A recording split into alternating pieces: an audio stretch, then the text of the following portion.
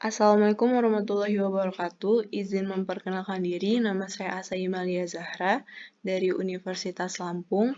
Pada video kali ini saya akan membuat tutorial bagaimana cara meng-create database pada cPanel. Di sini yang pertama kita masuk dulu ke laman IT Lab Unila ACID, di mana kita memasukkan username dan password yang telah diberikan, lalu kemudian kita login. Setelah login berhasil, di sini pada tampilan cPanel-nya terdapat banyak pilihan fitur-fitur yang bisa kita gunakan. Untuk yang pertama itu kita membuat dulu di File Manager untuk folder kita. Jadi klik File Manager. Nah, setelah terbuka, di sini kita klik ke Public HTML. Lalu kita cari KMMI. Nah, di sini terdapat banyak folder yang sudah dimasukkan oleh teman-teman. Di sini saya juga sudah membuat folder, di mana kalau ingin membuat folder itu bisa di plus folder atau tambah folder, lalu create, namanya sesuai dengan nama kita dengan spasinya diganti diganti tanda underscore. Di sini kita buka. Di sini saya sudah memasukkan indeks HTML dan juga sudah memasukkan materi. Sebelumnya agar dimulai dari awal akan saya hapus terlebih dahulu.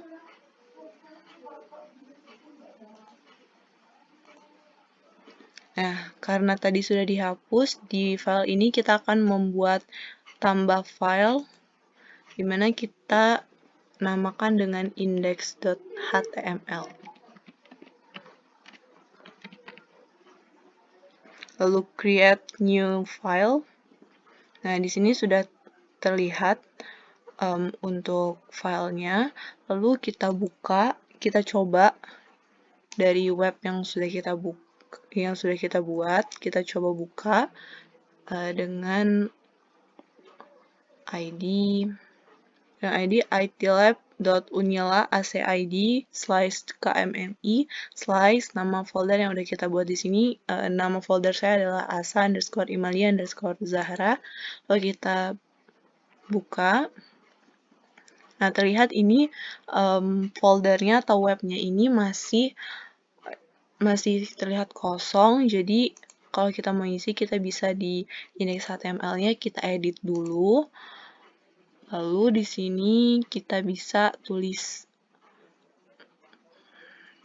Contohnya saya nulis, selamat datang di kelas KMMI IoT.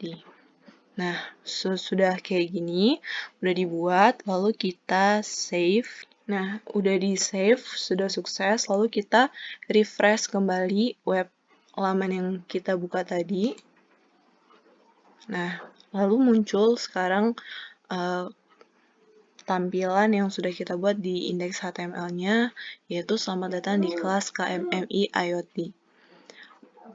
Lalu untuk selanjutnya, kita akan mencoba mengupload folder, di mana foldernya itu sudah terdapat di vClass tentang materi workshop. Di sini kita klik upload. Nah, di sini kita bisa drop file atau kita select file yang ada di laptop maupun komputer kita. Lalu di sini saya akan upload file materi workshopnya. Ini kita tunggu sampai selesai di-upload. Di sini telah sukses saya mengupload dari materi workshop. Lalu selanjutnya akan kita ekstrak dari filenya. Kita ekstrak. Nah, di sini sudah selesai ekstraknya. Di sini sudah ada folder IoT di mana tadi selesai mengekstrak dari materi workshop. Nah, ini untuk isinya. Lalu selanjutnya kita akan membuat database atau meng-create database-nya. Kita kembali lagi ke main-nya, ke menu utama. Nah, di sini untuk database sendiri, saya sudah membuatnya kemarin. Jadi, kita bisa lihat di MySQL database-nya. Di sini sudah banyak juga ya database dari teman-teman. Kita cari dulu database yang udah kita buat. Ini karena kita sudah membuatnya, maka akan kita ulangi tata caranya itu dengan mendelete terlebih dahulu dari database. Nah, di sini sudah ditemukan dari database yang telah saya buat. Jadi kita delete terlebih dahulu karena kita akan mencoba membuat yang baru.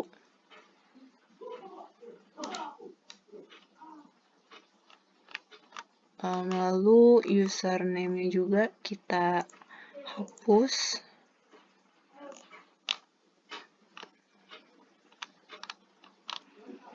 Lalu selanjutnya setelah dihapus, kita balik lagi ke main. Nah, kita akan membuat database kita, nama database dan juga username-nya di MySQL Database Wizard. Nah, di sini kita akan meng-create database. Kita akan membuat nama database kita. Di sini akan saya tulis nama database saya.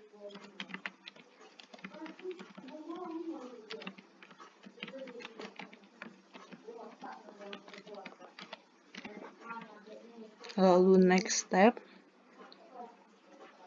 Nah, ini untuk username-nya. Di sini ada catatan maksimal itu adalah 7 karakter. Jadi, kita akan membuat username-nya. Lalu untuk password, di sini sebenarnya kita bisa buat password sendiri, tapi strange-nya ini akan lemah atau dia medium kayak gini. Jadi kita pakai password generator aja. Jangan lupa untuk di copy untuk passwordnya. Jangan lupa di copy untuk password. Kita simpan di notepad terlebih dahulu.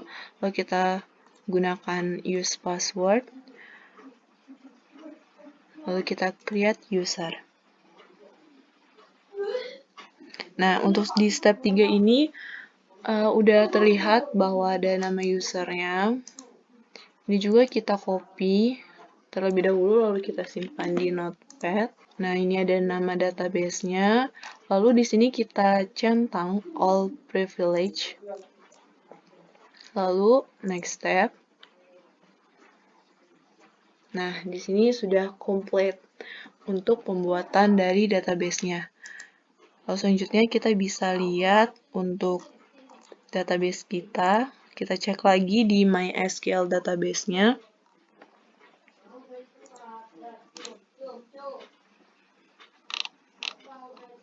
Nah, ini udah muncul ya nama database dan juga username-nya.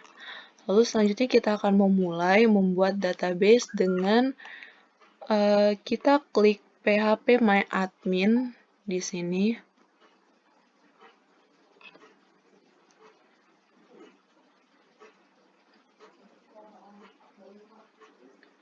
Nah, di sini kita cari dulu untuk data kita. Nah, lalu kita create table. Kita buat 3 aja. Namanya sensor jarak. Lalu go. Nah, di sini kita input untuk name itu ada ID, lalu ada jarak, ada ya jarak, lalu ada waktu. Untuk tipe data yang ID-nya ini integer, lalu jangan lupa untuk kita centang auto increment-nya. Lalu untuk tipe data jaraknya kita varchar. Untuk waktunya juga kita varchar. Jaraknya di sini 100. Ya, 10. Kita buat 10. Setelah selesai, lalu kita save. Nah, di sini kita udah buat untuk database jarak dan waktu. Setelah selesai kita membuat tabel dari sensor jarak, di sini kita kembali ke menu si panelnya, menu mainnya, lalu kita klik File Manager, lalu ke Public HTML, KMMI, lalu kita cari folder kita. Nah, di sini dari materi workshop yang udah kita ekstrak filenya tadi, kita klik. Nah, di sini ada koneksi PHP, kita edit. Nah, untuk ini kita samakan dulu user, password, dan database name-nya. Lalu setelah selesai kita save. Setelah kita simpan dan sudah kita samakan, lalu kita kembali, kita buka di load.php, ini kita edit. Nah, di sini kita lihat dulu untuk menyamakan dari data table yang udah kita buat. Nah, di sini ada cuman hanya sensor, jadi kita samain dengan yang udah kita buat, yaitu sensor underscore jarak. Lalu parameternya tadi adalah jarak waktu. Selanjutnya kita save. Setelah itu kita akan mencoba untuk membuka atau menambahkan jarak dengan membuka laman